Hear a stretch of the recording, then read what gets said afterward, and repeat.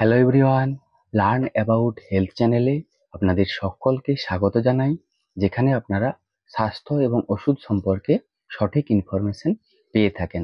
তো মিথাইল কোভ্যালামিন বা ভিটামিন বি12 যদি আমাদের শরীরে ঘাটতি হয়ে থাকে, তাহলে কি কি সমস্যা হতে পারে, আর কি কি সমস্যা হলে আপনারা ব্যবহার করতে পারবেন কি পারবেন না, বা এর ব্যবহারের পদ্ধতি, ব্যবহারের মাত্রা কি, তো তার নিয়ে আজকের এই ভিডিওটা। তো ভিডিওটা পুরোটা দেখতে থাকবেন। আর হ্যাঁ, অবশ্যই চ্যানেলটিকে সাবস্ক্রাইব করে দিবেন এরকমই হেলথ এবং মেডিসিন সম্পর্কে সঠিক ইনফরমেশন পাওয়ার জন্য। তো চলুন ভিডিওটা স্টার্ট করি। এই মিথাইল কোভ্যালামাইনকে ভিটামিন বি12 বলা হয়ে থাকে, আবার ইকোভ্যালামাইন বলা হয়ে থাকে। এটি বিভিন্ন ব্র্যান্ডের নামে পাওয়া যায়, যেমন নিউরোকাইন ওডি ট্যাবলেট বা নিউরোডে ট্যাবলেট আরও প্রভৃতি ব্র্যান্ডের নামে পাওয়া যায়। এই ভিটামিন বি12 যদি শরীরে ঘাটতি হয়, সেক্ষেত্রে কি কি সমস্যা হতে পারে? প্রথমত, শারীরিক ক্লান্তি ও দুর্বলতা লাগা। অস্বাভাবিকভাবে শরীরের ক্লান্তি বা দুর্বল লাগতে পারে সারাদিনে।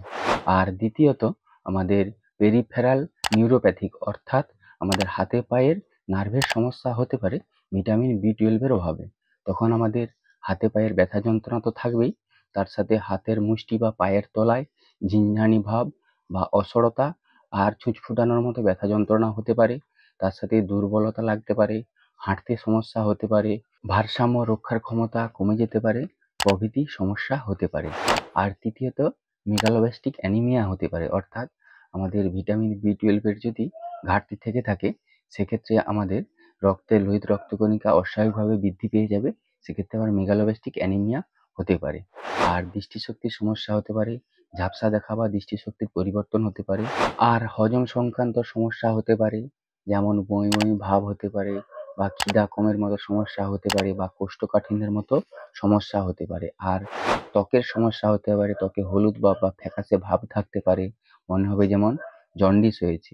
আর আমাদের মানসিক সমস্যা হতে পারে, যেমন বিরক্তিকর ভাব, খিটখিটে ভাব হয়ে যাওয়া, কোনো কাজে মনোযোগের অভাব হওয়া, বিষণ্ণতার শিকার হওয়া প্রভৃতি সমস্যা হতে পারে। আর অতিরিক্ত যদি ভিটামিন বি12 ডেফিসিয়েন্সি হয়ে যায়, সেক্ষেত্রে আমাদের স্মৃতিশক্তির ভ্রম হতে পারে, বা স্নায়ু বা মস্তিষ্কের ক্ষতি হতে পারে। আর আমাদের শ্বাসকষ্ট হতে পারে, বা হৃদস্পন্দন বেড়ে যাওয়ার মতো সমস্যা হতে পারে, আমাদের ওজন কমে যাওয়ার মতো সমস্যা হতে পারে, আমাদের মুখে ঘা বা জিভে ঘা হওয়ার মতো সমস্যা হতে পারে, বা আমাদের চুলের সমস্যা হতে পারে, বা চুল ওঠার মতো, চুল পড়ার মতো সমস্যা হতে পারে। এই ভিটামিন বি12 ডেফিসিয়েন্সি হলে এইসব সমস্যাগুলি দেখা দেয়। তখন ভিটামিন বি12 সাপ্লিমেন্ট দিয়ে এই ভিটামিন বি12 ঘাটতি পূরণ করা হয়ে থাকে। আর এর খাবার পদ্ধতি বা ব্যবহারের মাত্রা কি?